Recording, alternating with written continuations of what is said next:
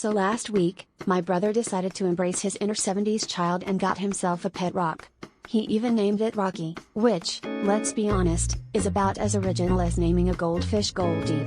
At first, we all thought it was harmless, just a quirky hobby to keep him entertained.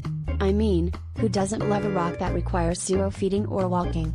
But then, things started to get weird. My brother claimed he could feel energy coming from Rocky, though we all assumed he was just trying to justify the $15 he spent on it. Fast forward to a couple of days ago, and suddenly, our Wi-Fi started acting up. At first, we thought it was just the usual service hiccup.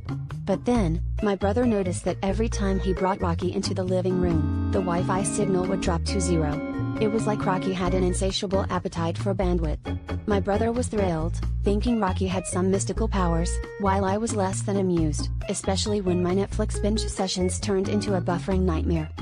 One evening, as I was trying to stream the latest episode of my favorite series, I finally confronted my brother. "Dude, your rock is hogging all the Wi-Fi," I exclaimed, half joking, half serious.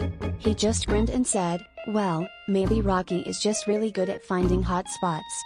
That's when it dawned on me that this rock had somehow turned into a Wi-Fi succubus, and I was living in a nightmare where a hunk of granite was the alpha dog of our internet connection. Eventually, the mystery of Rocky's Wi-Fi veracity was solved when my tech-savvy friend visited and took one look at it. He burst out laughing and said, "That's not just any rock, it's an obsolete Wi-Fi booster. You guys have been paying for a paperweight with a secret talent." My brother simply shrugged and said, "Well, I always knew Rocky was a rock star, but I guess he's more of a bandwidth kind of guy."